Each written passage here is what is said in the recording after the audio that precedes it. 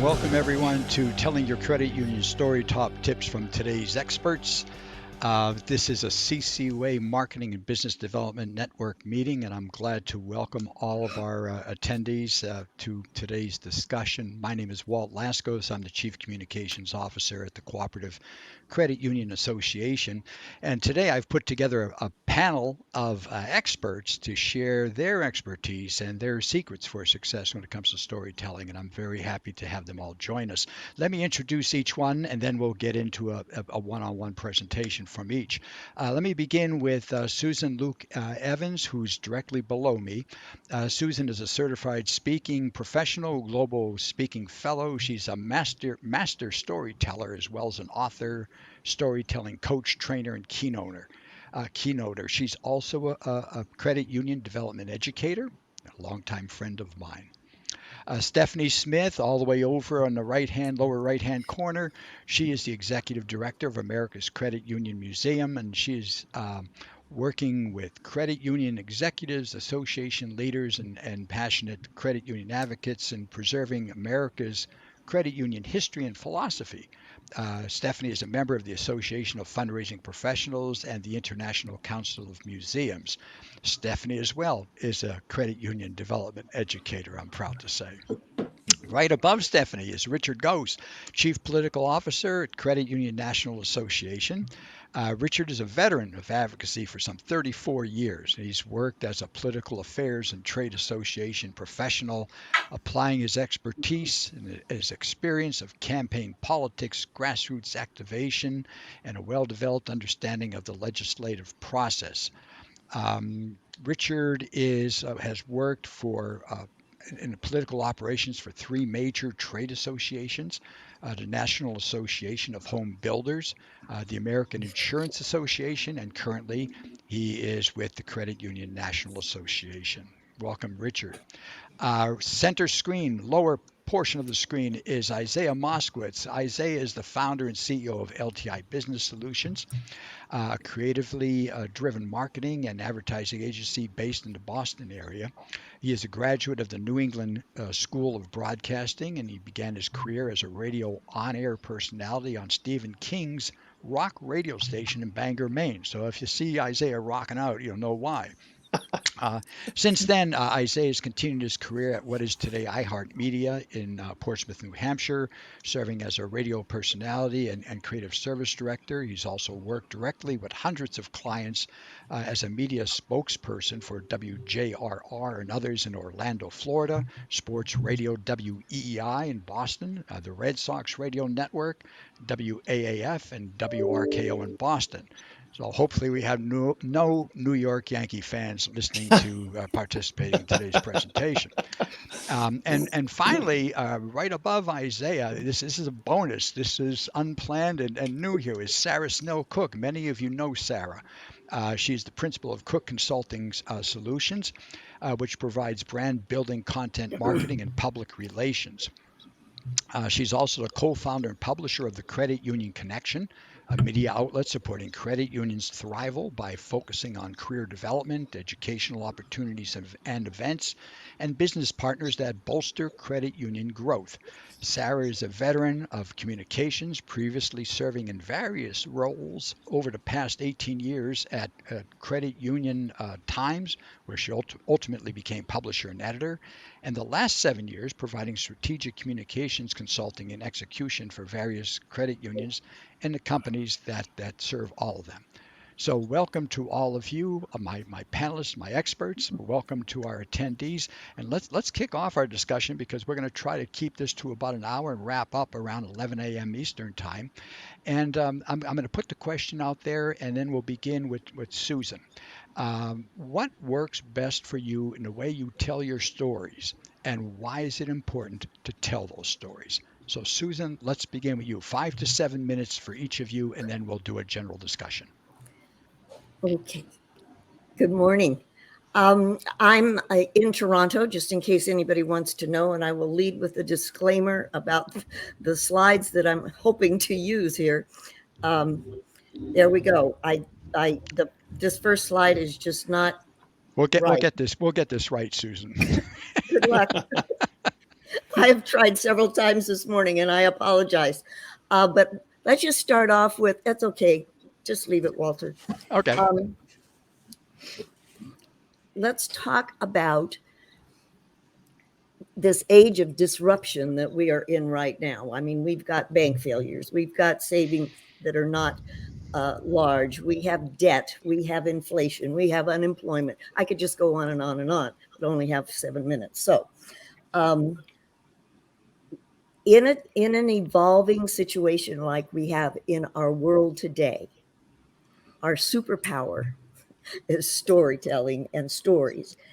If you want to be in a position of influence, if you want to disrupt or be in a position to drive change, then your individual personal stories, as well as your credit union corporate story, is your superpower.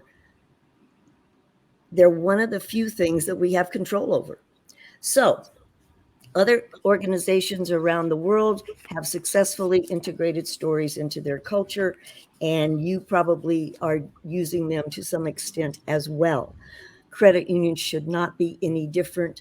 They should, in fact, use stories because we have, our members, and we know our members' stories. I looked at several different websites of credit unions that are members of CCUA before today, and I went to the member comment section, and basically there were lots and lots of complimentary things. Best credit union ever, great service, friendly service.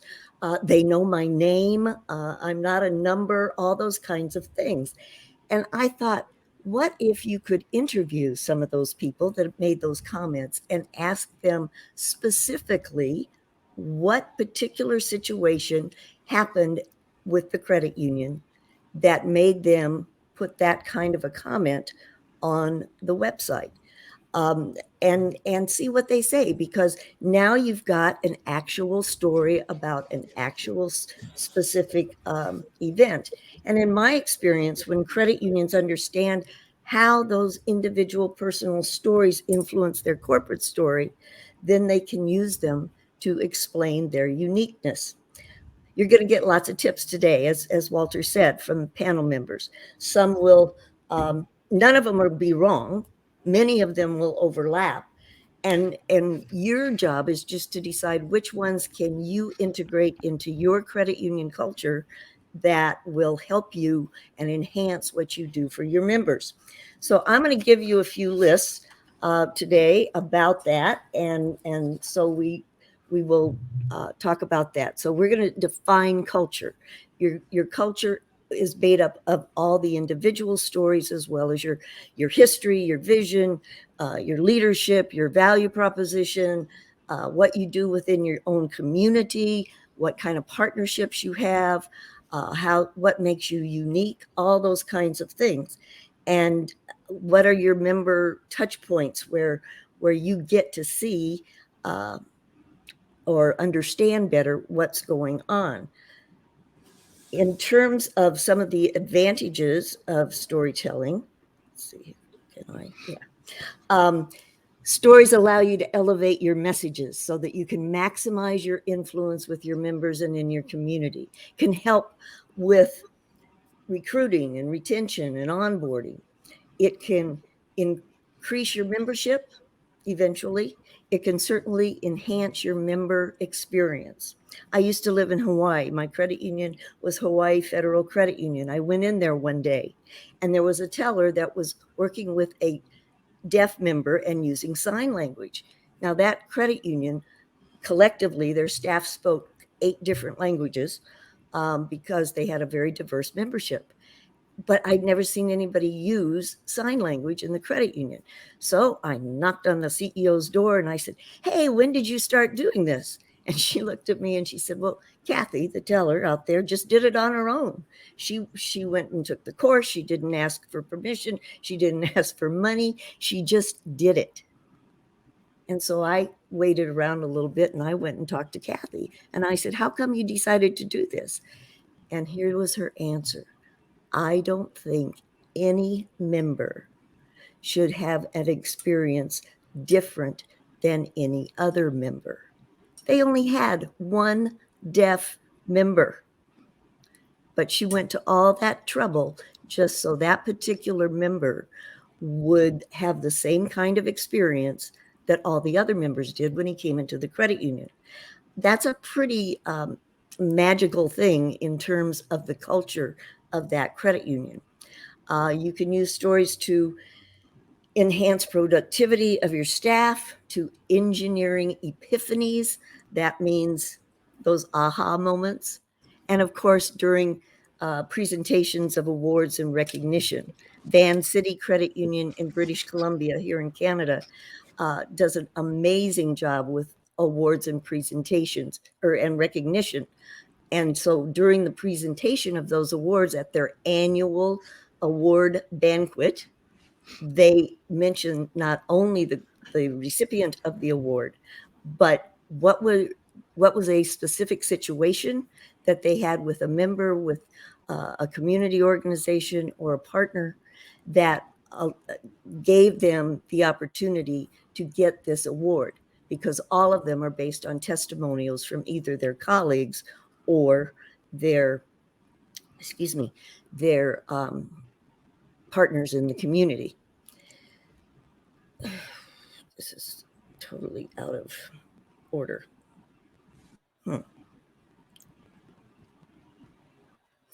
Delivery. No, one more. There we. No, I did that already. Okay. There's supposed to be a slide in here about the characteristics of a story. I don't know where it went. So this is the wonder of cyberspace, and it's probably operator error. So I apologize. But there you go, Susan, and the importance of storytelling. We don't have to worry about the slides, but it's the storytelling that counts. Well, there's certain things that you need to know about the characteristics of good stories. They have to be universal. What that means is that everybody in your audience has some connection to that story. If I tell you stories about my amazing grandchildren, who happen to live in Westford, Massachusetts, by the way, you will identify with that story for one of several reasons. You may have grandchildren or children of your own. You may have, at the very least, been a child yourself, or you may identify with a specific situation that those stories are about. Either way, it's universal, and it doesn't necessarily have to be about a credit union story. It can be a personal story that the point is still the same. Characteristics of a story are that they have some sort of foundational principle, or they make a specific point. They also may provide some sort of a decision choice or fulcrum that the audience member needs to make in a similar kind of situation. They certainly have to be memorable. I've actually had clients call me and say, "Can you come and tell the stories about?" And they list them because they heard me before, and yet she said they would say things like, "It took me a while to remember your name," but they remembered the stories. And finally, they called me and said, "Can you come and make a presentation for our group?" Stories, of course, have to be based in truth, because your audience will know exactly whether or not you're telling the truth.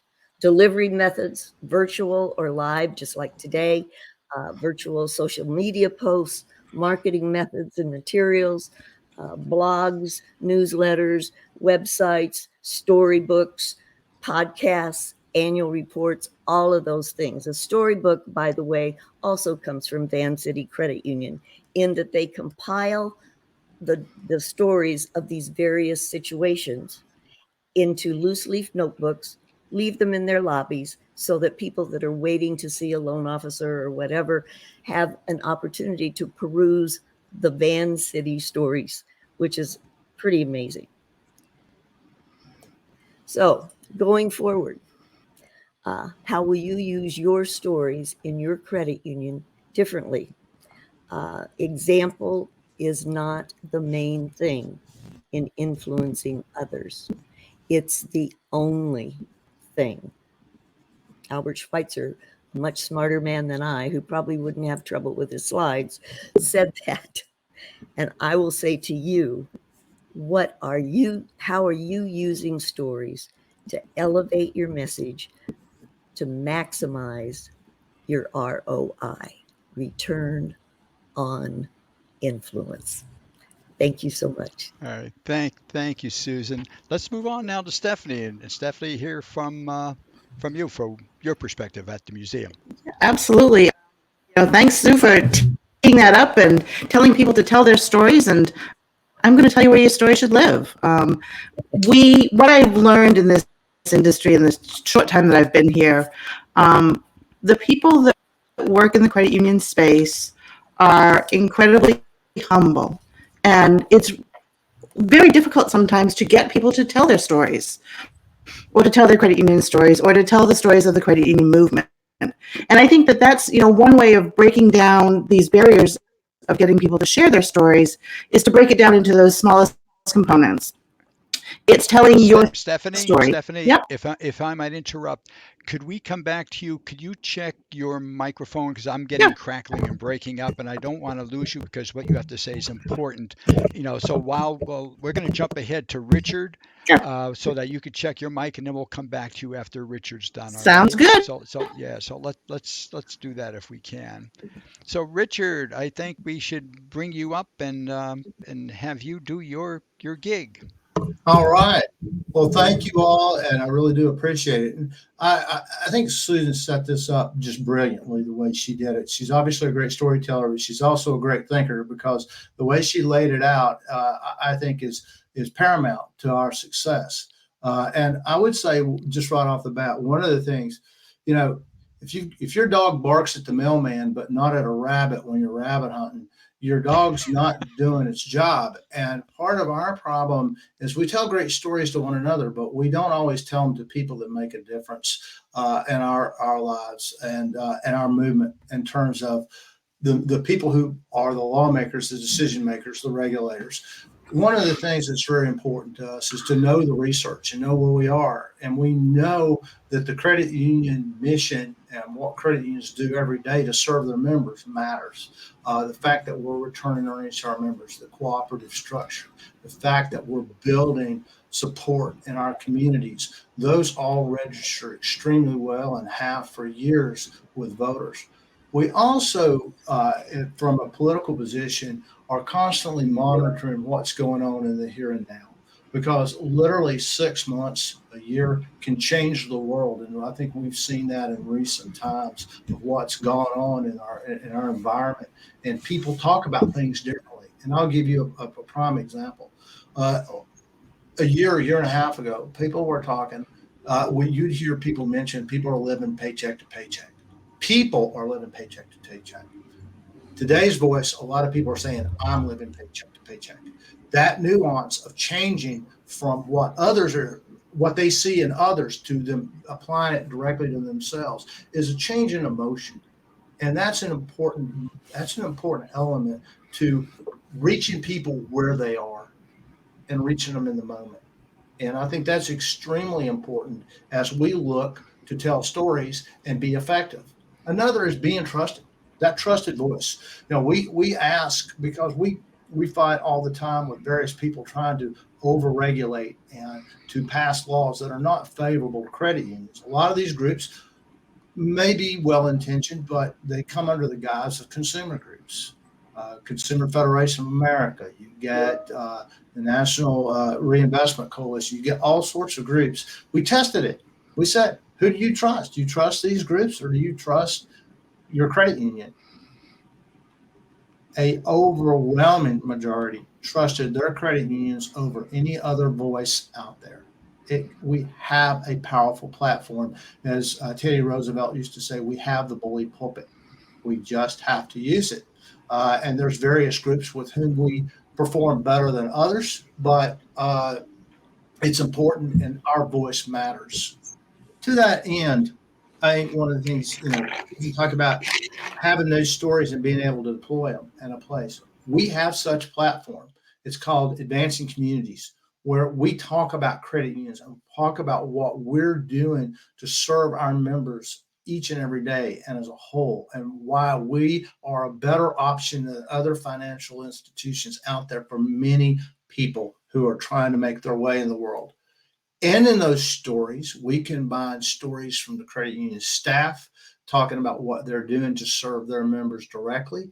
Then we're also talking to members. This lady you'll see there, Melissa on the right, this woman talked about how she got her first home and how she had to be saved, how she was told, no, not now, but, and how to get to the but. And then we also interviewed the staff person at the credit union that worked with her for 3 years to get her into the house and what it meant to her. Those are important stories that resonate and go beyond just numbers with members of Congress and regulators. We also try to tie in heavily with the community about what credit unions are doing, not just to lift an individual member, but an entire community, and how our presence in that community offers hope, offers a difference. We're doing this across the country. So when a legislator says, okay, I see your numbers, but what does this mean? What does it mean? Well, then we point them to all the stories that people have really been affected and how it has changed not just their lives, but their community lives. We also talk with community leaders, mayors, and others about their relationship with credit unions and how the credit unions have been there for them at the time of need. These are extremely important aspects to not just telling your story, but getting your story out there. With our system, you can literally share your story online. You can pre-record it, load it, and in many cases, we have gone out to the states and done the stories within the credit unions themselves, where they bring in members, and it has worked very effectively to get our message out. We provide helpful hints and just simple little things about how to shoot your own little video of yourself. These don't have to be long. They don't have to be epic.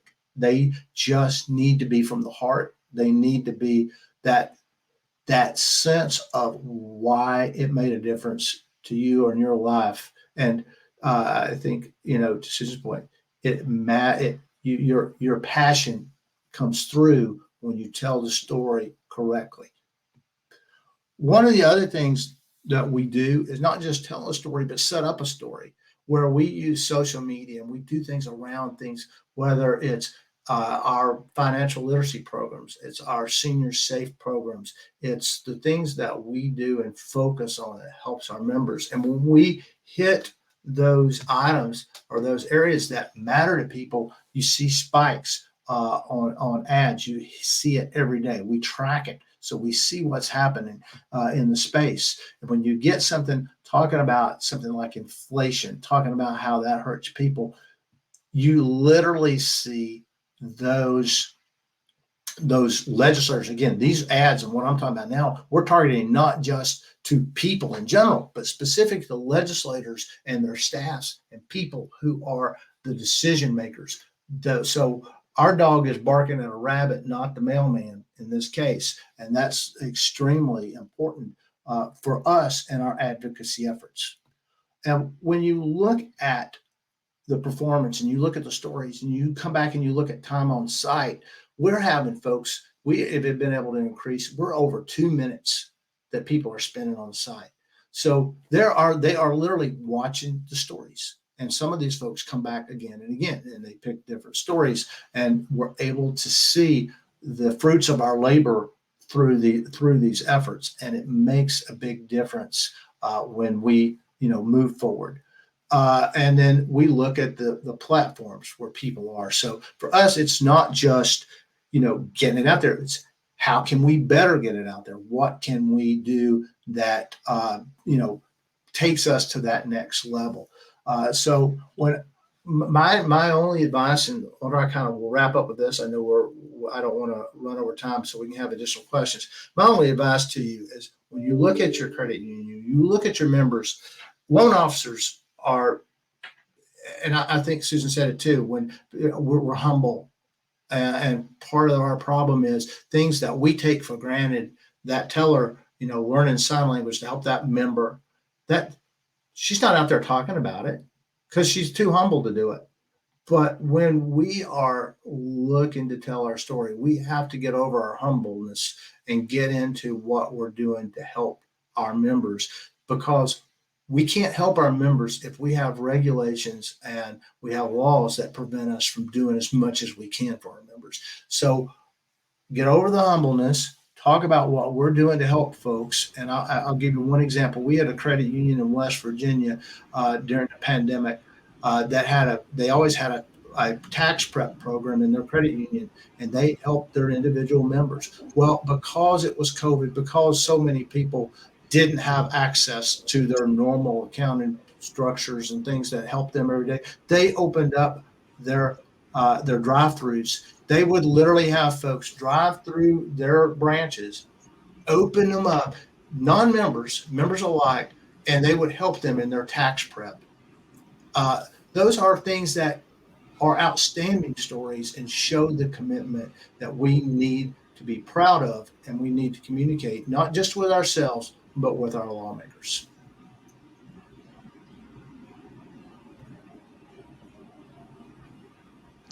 Thank you so much, Richard, for sharing your perspective on that. Now let's go back. Try Stephanie again. Stephanie, let's see what your audio sounds like. Can you hear me now? Yeah. Oh, yeah. We could hear you. Yeah, you sound good. Good. Okay, let's try this again. So keeping along the same theme, I said earlier that the people in the credit union movement are incredibly humble, and it's hard to get those stories out, which, we've already learned from my fellow panelists here. But I think what we need to do is break down exactly where those stories come from. And, from the museum perspective, it's an individual story, it's a credit union story, and it's a story that, encompasses the entire movement. And maybe once you get over the initial, how do we do this? And you get these stories, it becomes, where do these stories live? Walter and I have had many conversations where we realize that the history that is living now isn't going to be living forever. So you wish you could just put, a recorder on the Sunday dinner table and capture the stories of your family. And I think that that's the approach that we need to take with credit union stories, because, I think we are a big family. You go to GAC and you hug more than you do at, Thanksgiving dinner, my family. So I think it's really important that we do capture these stories, and the museum is a great place for these stories to live. And Walt, if you can bring up my next slide, I'll sort of walk you through that. We have a couple of different programs where we're capturing stories specifically right now, and we're doing the Herstory, the Credit Union Women Making History. We launched it last year. We inducted 20 women and their stories into the museum, and we had enormous response to us saying, hey, tell us about the amazing credit union women. So we are carrying that program forward this year. We are in the final stages of announcing the next group of women that will be inducted. And we actually have these stories of these women that talks about their credit union journey, what inspired them, the people that lifted them up along the way, what was important to them, and what kept them in the credit union space. So that's sort of one of our examples of how we capture the individual stories. And then we have our project that we're working on now, and it's a live project. It's the state history, where you see the map in the middle of the screen here. It's actually an interactive display here at the museum where every single credit union in the country has been asked to upload their history to the museum, so it doesn't go away. And it's as simple as credit unions taking the About Us portion from their website. There's no format that it needs to be in. It's telling the story of your organization and what's important to your organization, maybe adding some pictures, a little bit of, chronological, relevance of where you've been, where you're going, and how your credit union has grown, and incorporate it into the museum. There's no better place for your story to live than in the museum, and it's absolutely free. And we wish more credit unions would participate in it. So, if you're listening to this show today from a credit union and your credit union is not part of this, I encourage you to reach out to me, and I will get you the links and how you can do that.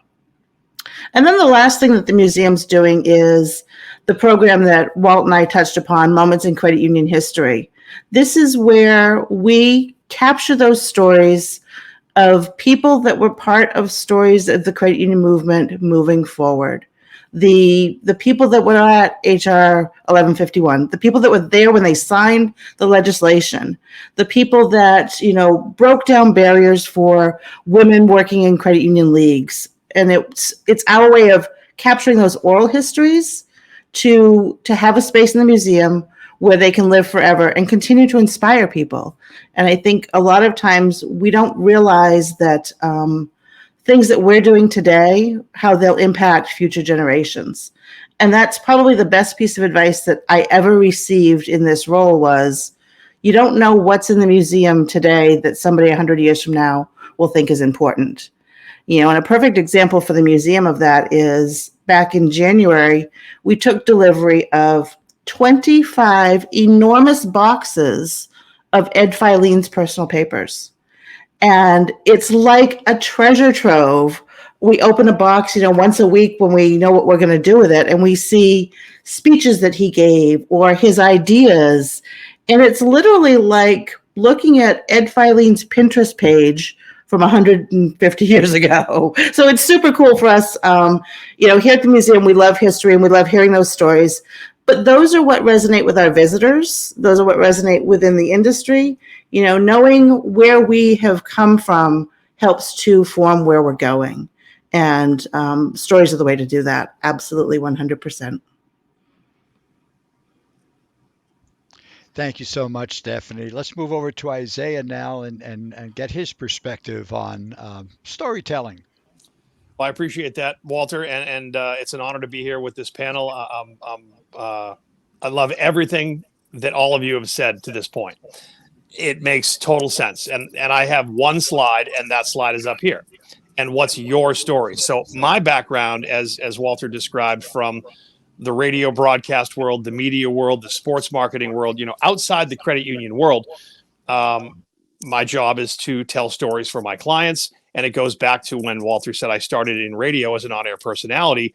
Think about what I'm doing when I'm turning the microphone on, or anybody who does a radio show or a TV show or a podcast or a blogger or, you know, an influencer on social media. What are they doing? They have to tell a story and they have to get people's attention. That is so hard to do. You know, that is really hard to do. And I can speak to that for, you know, 30 years of working in broadcast and being an on-air personality. How do you get somebody's attention? It's hard to do. And it was a lot harder. It's a lot harder now than it was in 1970, 1980, 1990, 2000, because just the distractions and the disruptions, as one of my panelists mentioned earlier, that are happening in the world. There are so many things that pull people's attention right now. So how do you tell that story? It's very different on every platform. And what's great to listen to each of you talk about the credit union world. I've been very fortunate to work with Walt Laskos and the CCUA for the past 5 years, and Stephanie on projects. I was involved in that Herstory project. That is a spectacular project, by the way. You have to see that. You have to go to the museum and understand the depth and the history of these powerful women and each one of their stories. I was very blessed to be able to sit at the museum and do some podcasts with some of these women, and the things they said, that was their story. The emotion that they shared with me. Now, I've been an interviewer for a long, long time, so I use that skill to sit down with people and get that story out of people, pull the story out. So, and back to what I was saying, I digress. Working with the credit union space for the past 5 years, I've been able to look from the outside in and say, okay, what aren't you doing? What story aren't you telling? And I think you all hit on that. The humbleness of the people in the industry is beautiful, but you do have to get over that, because the story of the teller working with a deaf member is a story in and of itself. Anything we do as far as social responsibility is a story in and of itself. And those stories need to be told. So as humble as you may be in the credit union space, you work with somebody like me and say, that's okay. We have to tell the story. And how do we do that? If we do traditional media buys in radio, TV, outdoor, what do you put on those things? How do you articulate that to the general population? And I go back to one of the early comments here. It's telling that story and telling it on the right platform at the right time, right? And it's so hard to get that calculation right. But I loved the stats that you put up. One of the panelists put up about when you tell the right story, you can see the reaction. So one of my original projects with Walter and the CCUA was to focus on elder financial exploitation. Major problem in the world. Multi-billion-dollar business, as sad as it is to call it a business. But Walter hired me and we sat down and we said, look, we reach credit unions in 4 states with the CCUA, and we really need to articulate how much it is the credit union's responsibility and the bank's responsibility to try to protect people against these scams that are everywhere like viruses. And we went around town by town, state by state, and we would set up events at senior centers. And it was not hard to get the local media, that was my job, to pay attention, because it was a story for these people. It was, look, these are your local lawmakers, your local credit unions, your local people in your towns having conversations about how do we stop getting scammed. And that was a story in and of itself. And they're not good stories. Unfortunately, they're scary stories, but it was an educational platform that we used. So again, I leave this one slide up because I want you all to think on the panel and the people watching that personally in your life, what is your story? Like, think about that. What is your story? Stephanie, you run an amazing museum up there, right? Think about that. That's your story currently. And that is what the world needs to know about you. And all the stories inside that museum are worth telling over and over and over again so that people in 100 years still remember what all of this means. And I did a presentation down in Orlando, Florida to SeaWorld, which was pretty mind-blowing. That's a pretty big operation. And it was when Anheuser-Busch actually owned SeaWorld. And they would do the same things over and over and over again. And I got a chance to present and look at this board of directors, which we all know what that is, and this whole group of people that ran SeaWorld. And I started my presentation with, I want you to think about what's changed in your life in the last 6 months. Think about that. What's changed in your personal life in the last 6 months? Everybody's thinking about something right now. Okay. That's your own personal story. And then I said to the folks and the executives at SeaWorld, what do you think has changed in the millions of people that walk through the gates of SeaWorld every day in the last 6 months? You can't keep doing the same thing over and over again. You have to think differently. You have to understand your audience. And it's not easy to do. But in the credit union world, we have the data. We know who the men and women are that come to our institutions, borrow money, trust us. You know, I heard trust earlier. They trust us. They give us all this information. Use that to tell a better story. You know, I'm blessed to work with credit unions that really lean into technology. You have to these days. You have to be able to provide what that person needs. And if you tell a story, it's got to hit that nerve.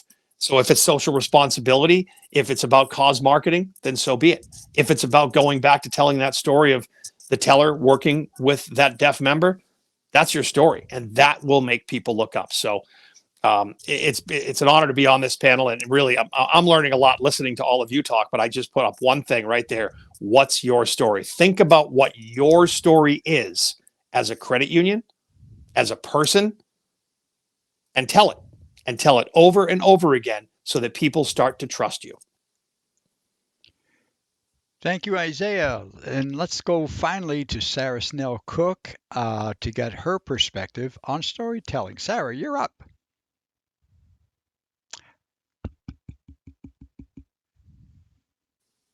You're on mute. You didn't hear my great joke. Dang. Anyway, I'm excited to bring up the rear. So I'm going to be talking, I agree with everybody. Well, you'll see in a little bit. I agree with most of what everybody has said, and just a little nuance to it. As the perspective of a journalist and a PR practitioner, storytelling is best when it's strategically intertwined with a holistic communication strategy. Your mission is to influence audiences, as many have talked about already today. But by strategic, I mean it needs to be aligned in a solid communications plan that includes marketing, like the testimonials that Susan recommended, to public relations, to social media, to internal communications, to your teller training. All your communications should be aligned, and they must be aligned to your brand and coordinated, because what you put out in the world, it becomes your brand, it becomes your story. So a lot of people think of brand and they think of logos and colors. That is actually a visual representation of what that is a visual representation. And what does that make people feel about you? Are they excited? Are they proud? Are they enraged? Do they feel nothing at all, which might be worse? So as somebody who has the emotional intelligence of a toddler, I always promote find the feels, okay? Be authentic, be honest. One of the things, I mean, when I was a DC reporter at Credit Union Times, I worked with Richard a lot, and he really knows his political stuff. And you remember what he says and his expertise because of how he says it. So it's very important. Richard's dog stories all the time crack me up. But that's authentic to him. And whatever is authentic to you is what you need to be sharing out there. I have had the opportunity and the fortune to be able to share stories of Crayons working with incarcerated people who to help them get off on the right financial foot. One shared a success story with me that a man who had been in and out of jail most of his life, his goal, his dream was to buy a home for him and his mother. And the problem with recidivism often is that it is the environment that they return back to. So getting him out of there was very important. This credit union worked with community partners. They got him a bus pass, a series of bus passes to help him get to work because transportation is an issue in that area.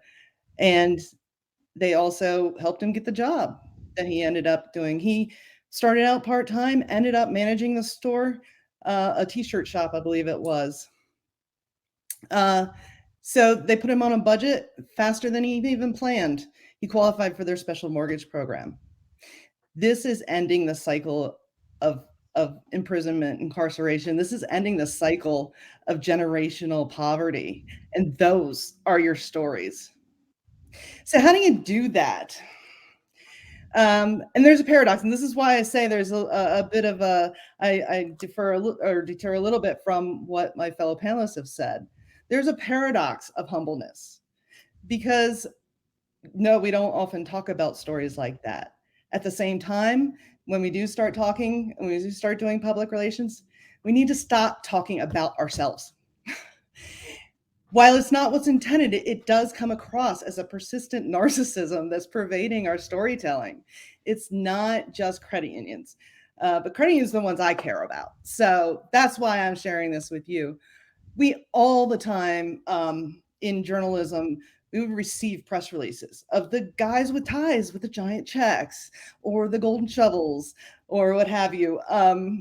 No, that's not going to make you stand out to the journalist nor to your community necessarily. But, you have a picture or a video and a story about the special needs kids using that playground that's safe for them, and a quote from a parent about how relieved and grateful they are. Yes, that is your story. So, and do it on repeat, as Isaiah said, running the largest credit union publication at the time, it was a very humbling moment when, I know all of you remember the corporate credit union crisis in 08, 09. It was very, Walter, I don't know if you remember that one. You're right.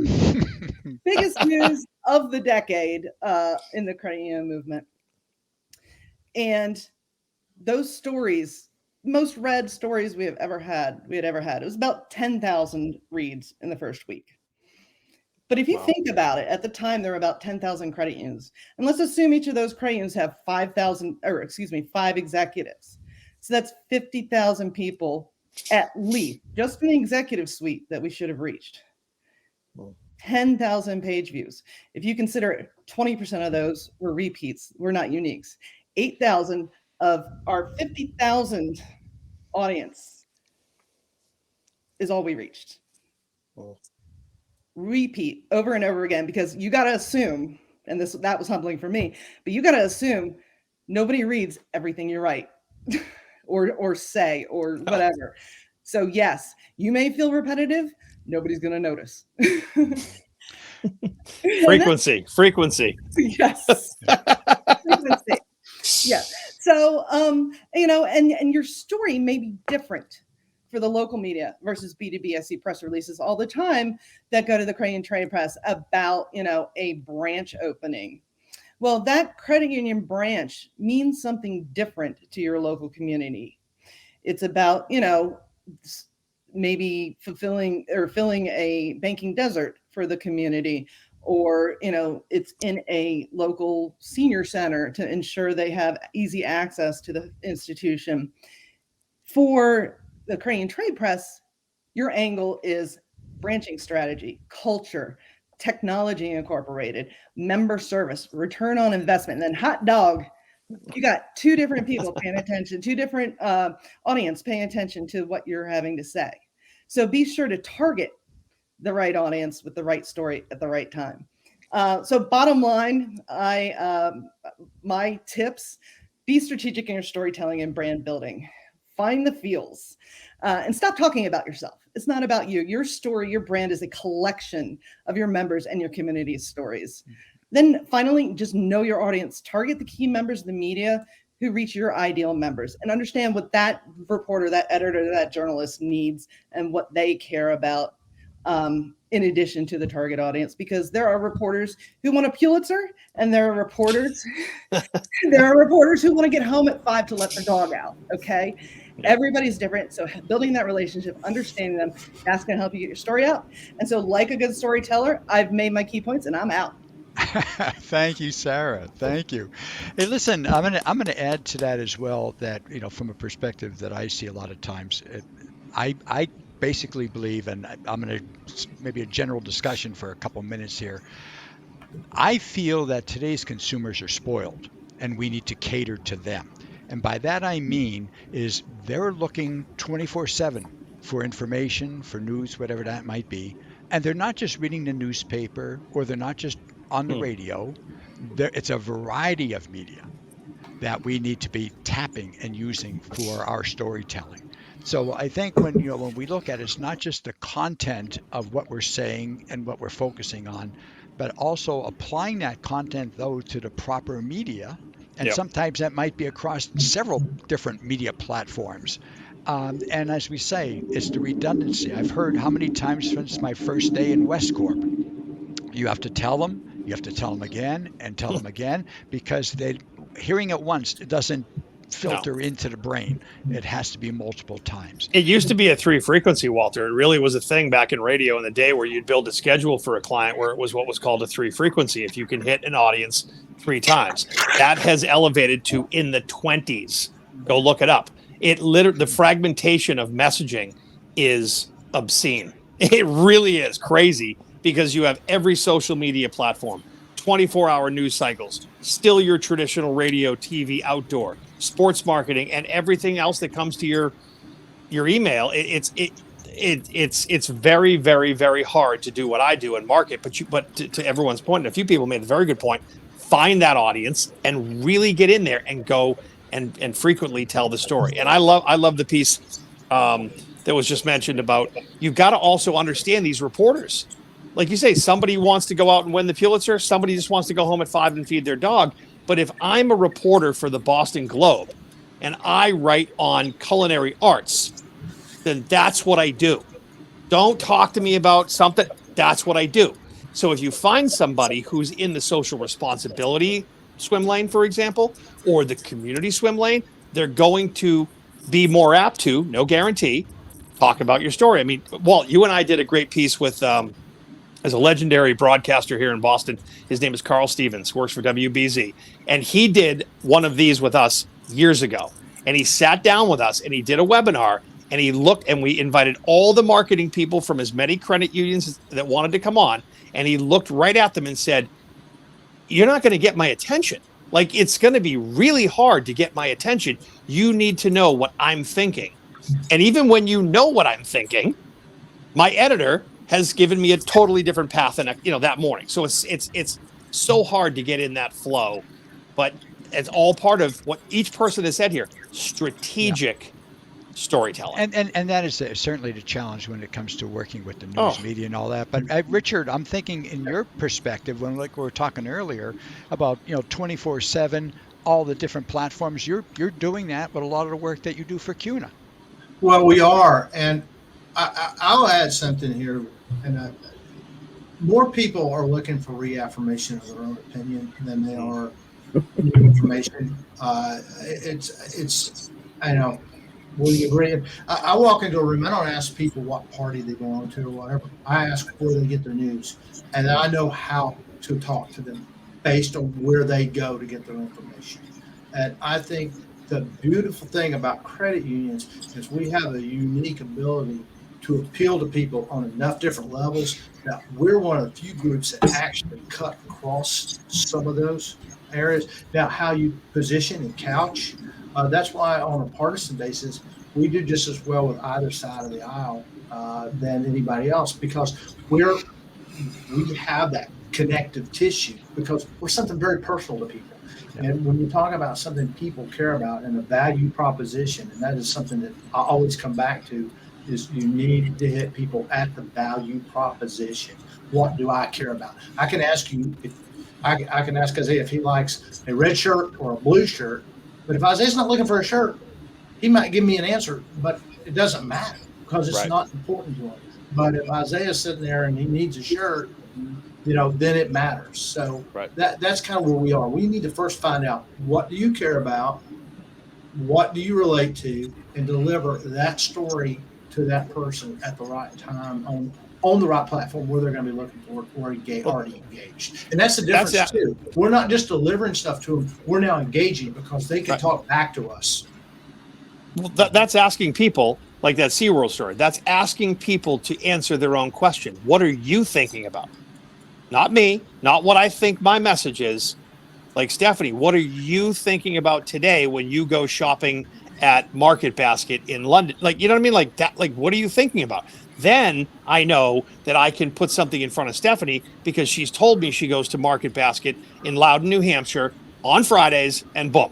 Like that, like if I just blanket throw it out there, the net approach is not good. Well, the other angle too is, and one thing that we have to do, and I know Richard does at CUNA and all that, is, and certainly Sarah, you see this from your perspective back in the day, and Isaiah, you as well too, is the data that we already have, that credit unions already have. We have a fairly good, my God, probably a tremendous value in knowing the data of our members.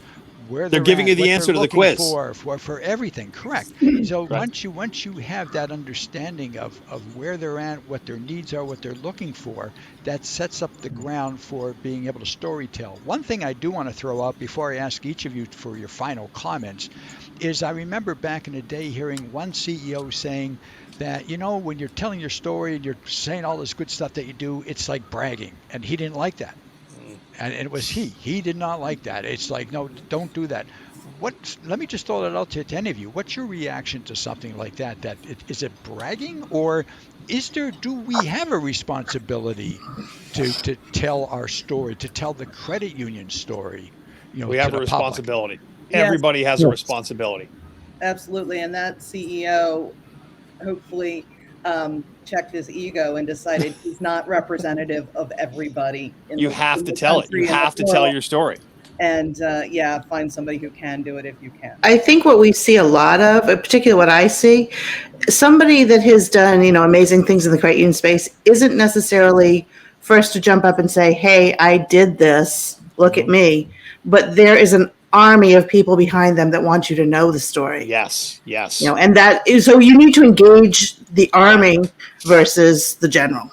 Well, yeah, be humble about what you do, and that's a beautiful thing, and that makes us better than other financial institutions. But there has to be a marketing plan and strategic plan, as we mentioned, a PR plan. Someone's got to say, there are uncomfortable moments. I sat down with a credit union that was working with a major charity which did things for seriously wounded veterans. And nobody wants to walk in the room and say, where are you going to say my name? But I had to be the one to do that in a way that said, yes, this is wonderful, but how do we articulate that this credit union is behind this movement doing this special thing for these veterans? And I had to be the one to do it. And it was okay because, there's a lot of humbleness in the room, but you have to say your name. And one thing that I know that I'm going to call Richard in on this, because part of the storytelling that caught me and I remembered about Richard was a number of years ago when he spoke about the importance that credit unions have and what they do when it comes to financial education, financial literacy. And when it comes to the lawmakers and the issue of taxation, as soon as you start telling the credit union story about what we do for the underserved and what we do for financial literacy and education, the arguments are over. The lawmakers make their decision, and it's no taxation. We preserve our identity as credit unions. Richard, if you would comment on that. Yeah, and what I think you made a point before that too that I think ties into this. Numbers are important. Lawmakers, everybody wants the proof, but proof without context and proof without action is just numbers. And the stories bring those numbers to life. And when you look at our financial literacy and the concern that we have for our members, and again, a lot of times that goes back to something Sarah said. You'll see a credit union go out here and they'll present a check, or they'll take a picture of the little branch that they opened at the local school. That's not what financial literacy is. Financial literacy is the FISERV program, where we're helping people along their financial journey all along the way when they have that moment where they had medical issues or they lost their job, and you help them get back on their feet. That's part of financial literacy. That's how you put it in your budget. And I've heard credit union after credit union tell me the story about how this person came in and they were desperate, they were at their wits' end, and how they helped consolidate. They gave them an education. And financial literacy is more than a program. It is an individual approach to our members. And it is a discerning difference between us and other financial institutions. And I would also add one other thing. It's not just a message, it's a messenger. And when that member can deliver that message to how that credit union changed their lives, kind of go back to Sarah. There's your story hook. There's your I got your eyes on what I'm talking about moment. I hate to say it, but I think age also comes in on this, because when I was doing a lot of presentations for senior financial exploitation and how to protect seniors, from scams and fraud, the facts played out where it was easier for me to stand in front of the seniors because of my age in terms of credibility and all that, as opposed to someone that might have been in their 20s. Not that I'm belittling that, but those factors come into play in that whole storytelling and identity. Let me wrap up here, and I'm going to go ask Susan first, and maybe each of you, if you could take 30 seconds to at least share some closing comments and maybe the key message that you really want our listeners to stay with, from what you said. So Susan, if you would, please. Well, thank you, Walt. I'll just piggyback on what everybody has said in different ways and from different perspectives. And that is this. In my experience, when I work with clients, credit union clients or whomever, what we know is that facts tell, but stories sell. And if you want to get your message out there, you have to tell your stories. And remember that just because you have stories doesn't mean you tell them well. And so we need to look at context. We need to look at how we use our voice, how we use our gestures, all those kinds of things, in addition to how do we structure the story? Do we start at the beginning, or do we start at the end, or do we start somewhere in the middle? It matters depending on your audience. It matters if you're talking verbally, whether virtually or live and in color, or if you're writing it.